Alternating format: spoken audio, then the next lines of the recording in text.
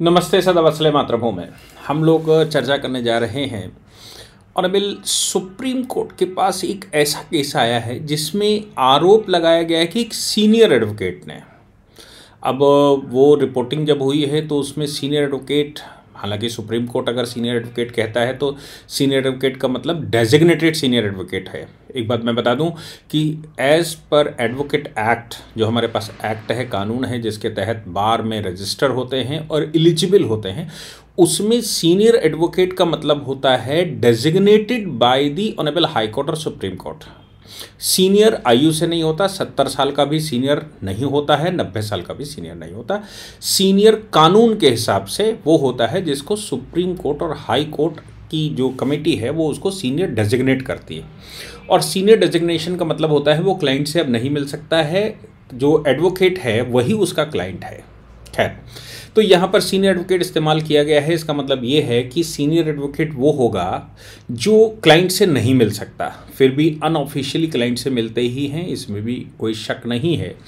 और बहुत सारे जो सीनियर एडवोकेट्स हैं वो नहीं मिलते हैं, वो अपनी बार का पालन करते हैं, लेकिन जनरली मिल लेते हैं जब क्लाइंट कहता है उसके सेटिस्फेक्शन के लिए।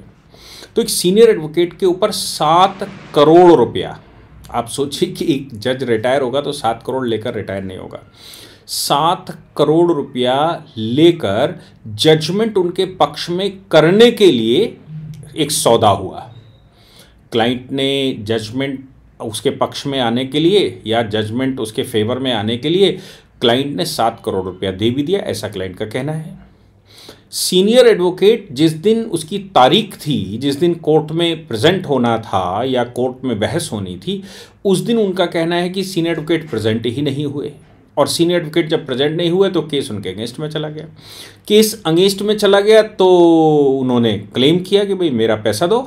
सीनियर एडवोकेट ने जब डिनाई कर दिया कि पैसा तो नहीं मिलता, तो ऐसी परिस्थिति में उन्होंने उनके खिलाफ एफआईआर कर दी, सीनियर एडवोकेट के खिलाफ एफआईआर कर दी कि हमने पैसा दिया, पैसा जज साहब के नाम से लिया गया, जज साहब के नाम से लिया गया पैसा कोर्ट में जब प्रेजेंट ही नहीं हुए तो जज साहब को मिला नहीं, इसका मतलब, या फिर मिला हो तो मुझे पता नहीं है, लेकिन हमने इनको पैसा दिया और ये पैसा जज साहब के पास पहुंचा नहीं, ये उन्होंने आरोप लगा दिया।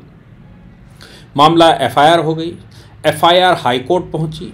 हाई कोर्ट ने अपनी तरफ से ये कहा कि भाई हमारी अस्मिता का सवाल है, अब इस कोर्ट की डेजिग्नेशन का सवाल है, कोर्ट की डिग्निटी का सवाल है कि कोर्ट के ऊपर आरोप लगा है कि कोर्ट के नाम से पैसे लिए गए। अब चूंकि कोर्ट के ऊपर आरोप लगा है और कोर्ट ने पैसे नहीं लिए हैं, या कोर्ट के जो इंडिपेंडेंस ऑफ जुडिशरी है वो यहाँ पर फंस रही है। कोर्ट का कहना था, जिस कोर्ट ने वो रिजेक्ट किया, वो कोर्ट का कहना था कि इसका मतलब ये हो गया कि अगर मैं इस एफआईआर को क्वैश कर देता हूँ जो हुई है, तो फिर ये बात साफ है कि जस्टिस जो है वो बिकती है और जस्टिस बिकने पर कोई भी आए और पैसे लेकर ले सकता है, जबकि न्याय का मंदिर है, न्याय के मंदिर में न्याय होता है जिसके पक्ष में भी हो। अब ऐसी परिस्थिति में ऑनरेबल हाई कोर्ट ने अपनी अस्मिता को ध्यान में रखते हुए उसको रिजेक्ट कर दिया, या मैं कहूँ डिसमिस कर दिया। ऑनरेबल सुप्रीम कोर्ट मामला आ गया। वो सीनियर एडवोकेट साहब, मैं नाम नहीं बताऊंगा क्योंकि सबकी डिग्निटी होती है और आरोप होते हैं। आरोप सत्य हों या आवश्यक नहीं है, खिन मिनाकर भी बहुत बार क्लाइंट इस तरह के केसेस फाइल कर देता है। क्यों? क्योंकि अगर सीनियर एडवोकेट को कोई समस्या हो गई होगी और उनको आर्गूमेंट करना था, वो आर्गूमेंट नहीं कर पाए होंगे या नहीं कोर्ट में प्रेजेंट हो पाए होंगे, मैसेज दिया जाता है कोर्ट को कि साहब पास ओवर कर दिया जाए, लेकिन बहुत बार कोर्ट अड़ जाती है और कहती है कि नहीं, हम जूनियर ही सुनाए, हम इतना वेट नहीं कर सकते, केस लगा हुआ है। कभी कभी एडवोकेट जो है वो दूसरी कोर्ट में प्रेजेंट होता है, पास ओवर मांगते हैं तो भी कहते हैं आप ही बहस करिए। ऐसी बहुत सारी परिस्थितियां आ जाती हैं और ये परिस्थितियां आना स्वाभाविक हैं, क्योंकि जस्टिस जल्दी होनी है, न्याय जल्दी करना भी है, न्याय पूरा भी करना है, दबाव भी बहुत है, जनता का दबाव भी बहुत है, बातें भी बहुत हैं। ऐसे बहुत सारे प्रकरण एक साथ चूंकि चलते हैं, इसलिए ये सब कुछ रहता है। तो ये सब एनोमली होती रहती है। इसमें कौन सा सही और कौन सा गलत, क्योंकि न्याय डिले हो रहा है तो गलत है, कि न्याय जल्दी हो रहा है तो गलत है, कि एडवोकेट प्रेजेंट हुआ तो इसलिए जल्दी हो जाएगा और प्रेजेंट नहीं हुआ इसलिए लेट हो जाएगा, ये सब बातें मुझे लगता है थिंग ऑफ पास्ट है, या मैं कहूँ कि ये डेली रूटीन की बातें हैं, इनका सर पर नहीं होता है लेकिन मतलब ये घटनाएं होती हैं। तो ऐसी परिस्थिति में हो सकता है कि एलिगेशन गलत लगाए गए हों और खिन्नाहट में कि केस लूज कर गए हैं, इसलिए खुन्नाहट में वो केस फाइल कर दिया गया हो, रिश्वत के आरोप लगा दिए गए हों, जज के खिलाफ जज को पैसे देने हैं ऐसा लगा दिया गया हो। मैं इसको दूसरे शब्दों में इसकी एक रियलिटी की बात करता हूँ। मैं पहले जब सूटेबिलिटी टेस्ट शुरू हुआ था, सूटेबिलिटी टेस्ट उसको कहते हैं जब एक लोअर कोर्ट में एक पार्टिकुलर टाइम के बाद उसको प्रमोट किया जाता है, तो प्रमोशन ड्यू होने की वजह से वो प्रमोट तो हो जाते हैं, लेकिन सुप्रीम कोर्ट ने उस पर सूटेबिलिटी का एक वो लगा दिया था कि अगर डिस्ट्रिक्ट जज बनोगे या एडीजे बनोगे तो फिर आपको सूटेबिलिटी टेस्ट पास करना पड़ेगा, तभी आपको माना जाएगा कि आप जिला जज बनने योग्य हैं। लोअर से अगर जिला जज बनेंगे तो सूटेबिलिटी टेस्ट होगा। मैं उस समय सूटेबिलिटी और लिमिटेड एग्ज़ाम पढ़ाता था और बहुत सारे सीजीएम हमारे संपर्क में थे, एसीजीएम संपर्क में थे, जो कि कानूनी सलाह हमसे लेते थे और मैं उनको पहले अपने इंस्टीट्यूट में बुलाता था। लेकिन एक बार एक ऐसी घटना हो गई कि कुछ जजेस उतर रहे थे और उसके बाद वाला जो एचजीएस का बैच था, हायर जुडिशियल सर्विसेज का बैच था, उसमें एडीजीसी 2 आ रहे थे।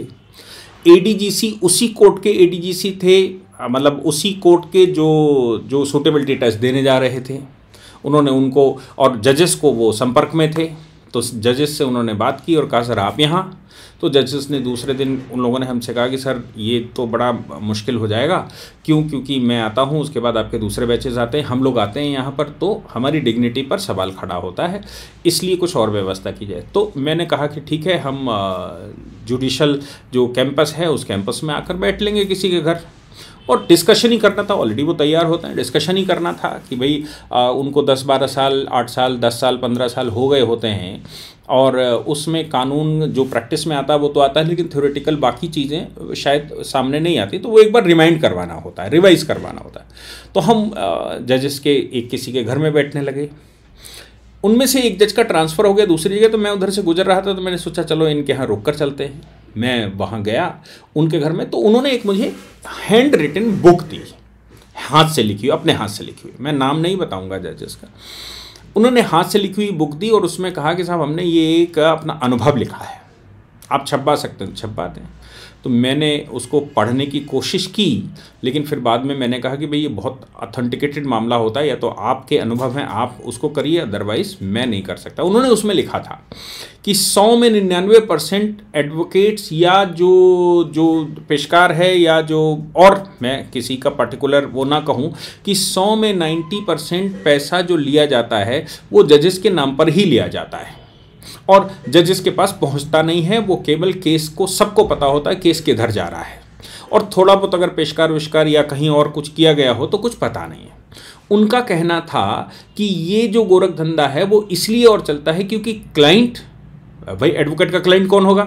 जो नया एडवोकेट आता है उसका क्लाइंट तो उसका रिश्तेदार नातेदार ही होता है, और रिश्ते नातेदार दोस्त उसके पैसे नहीं देते। ओके, मेरा दोस्त है, तो जब पैसे दोस्त नहीं देगा तो वो अपना खर्चा कैसे चलाएगा? फाइनली एडवोकेट या जो पैरोकार के वो होते हैं, जो प्लीडर्स होते हैं, वो एक तरीका निकालते हैं। वो तरीका ये निकालते हैं कि साहब आपसे पैसे भी नहीं लेने हैं और पैसे करना भी है कि भाई यहाँ खर्चा है वहाँ खर्चा है, तो कहते हैं हम पैसे नहीं दीजिए, खर्चा तो दीजिए।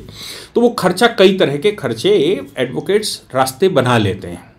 हालांकि मेरा मानना बिल्कुल साफ है कि ऐसा नहीं करना चाहिए, सीधे सीधे पैसे बताने चाहिए, और क्लाइंटों को भी ये ध्यान रखना चाहिए मेरा रिश्तेदार है, मेरा भतीजा है, मेरा चाचा है, मेरा वो है, तो भी वो आफ्टर ऑल अपने बच्चे तो पालेगा, इसलिए उसको पहले ऑफर करना चाहिए ये पैसे रख लीजिए। जो मार्केट में आपको उसको लगे उचित, तो कम से कम उसको ये इस तरफ घूमने का मौका नहीं मिलेगा कि 60 रुपये का एफिडेविट वो 300 रुपये का फिर बना कर देगा, या अपने जूनियर्स को भेजे, जूनियर्स को कुछ देना चाहिए, जूनियर्स को भेजेगा तो जूनियर की कुछ कमाई करवाएगा। ऐसे बहुत सारे मतलब प्रैक्टिस के अलग अलग टैक्टिक्स हैं। अब तो ये आ रहा है बहुत सारे राज्यों में कि भाई प्रैक्टिस के दौरान जो नए हैं उनको 3 साल के लिए स्टाइपेंड दिया जाए, 5 साल के लिए स्टाइपेंड दिया जाए, तो मुझे लगता है कि थोड़ा सा थमेगा। लेकिन ये बात तय है कि उन्होंने ये लिखा और उन्होंने कई एक प्रकरण उसमें लिखे जो उनके साथ और उनके दोस्त जो कंपेनियन जजेस थे, जो उनके संपर्क के जजेस थे, उन्होंने सबने बताया कि साहब मेरे नाम से पैसा ले लिया, ऐसी सूचना आई, लेकिन जजमेंट तो हमें करना ही था। तो ये सूचनाएं भी आती रहती हैं। ये खेल होता है, ये मतलब ये तरीके होते हैं, लेकिन ये जो खर्चा निकालने का चक्कर है वो कभी वहाँ तक पहुँच जाता है कि सब बेईमानी पर उतर जाते हैं, क्योंकि अब तो बेईमानी होगी। 7 करोड़ रुपया लेना, तो मेरा कहना ये है बिल्कुल साफ है कि कभी कभी तो क्लाइंट इस वजह से और आरोप लगाता है कि आप आए नहीं, खुन्नस निकालता है कि आपको बार से डी बार करवा देंगे, ये करवा देंगे, वो करवा देंगे। और बहुत बार ऐसा होता है कि पैसा कहीं दूसरे चैनल से गया, ना एडवोकेट ने कहा ना जज ने कहा, लेकिन किसी चैनल ने पैसा ले लिया, और पैसा लेने के बाद सामने वाले को भी ये लगने लगता है, आजकल के ज़माने में इतना हमने क्रिटिसाइज़ कर रखा है अपने सिस्टम को कि बहुत बार ये लगने लगता है पैसा नहीं लिया इसका मतलब जजमेंट हमारे अगेंस्ट में चला जाएगा, यानी कि ऑर्डर हमारे पक्ष में नहीं आएगा, इसलिए पैसा ले लेना चाहिए। तो वो दे देता है, कोई लेता भी है, कौन लेता है, क्या लेता है, ये सब एक बहुत बड़ा पेंडोरम है। इसको इस पर क्या इसका सलूशन निकलेगा पता नहीं। लेकिन सुप्रीम कोर्ट में ये बात, सुप्रीम कोर्ट ने तेलंगाना को पार्टी बनाया, हाई कोर्ट को पार्टी बनाया, और हाई कोर्ट से कहा कि भाई इस पर काउंटर जमा करिए, या जो एलिगेशन लगाए गए हैं 7 करोड़ रुपए के, तो ये श्रीमान जी सुप्रीम कोर्ट चले आए, सीनियर एडवोकेट, और उन्होंने कहा कि साहब एफआईआर क्वेश्चन हम हाई कोर्ट गए थे, हाई कोर्ट ने क्वेश्चन करने से इसलिए मना कर दिया केवल क्योंकि एलिगेशन हाई कोर्ट को पैसा जाने का है, और हाई कोर्ट कह रहा है कि मेरी डिग्निटी का मामला है, जबकि मैंने कोई पैसा लिया ही नहीं, कोई एविडेंस नहीं। ललिता कुमारी का जजमेंट भी वहां कोर्ट किया गया कि जब कुछ है ही नहीं तो एफआईआर नहीं लिखी जा सकती। ललिता कुमारी के केस में मतलब सुप्रीम कोर्ट ने यह कहा था कि अगर कोई एफआईआर किसी ने दर्ज करवाई है तो वो तहरीर ले लेनी चाहिए और एक पार्टी को घटनास्थल पर भेजना चाहिए, मतलब पुलिस को घटनास्थल पर भेजना चाहिए। प्रेमे फसाई 7 दिन के अंदर अगर ना पता लगे, 7 दिन के अंदर इन्वेस्टिगेशन करके उसकी स्टेटस रिपोर्ट लगा देनी चाहिए, और स्टेटस रिपोर्ट अगर घटना बन रही है तो एफआईआर दर्ज करनी चाहिए, नहीं तो कम से कम स्टेटस रिपोर्ट उसकी लगा देनी चाहिए 7 दिन के अंदर।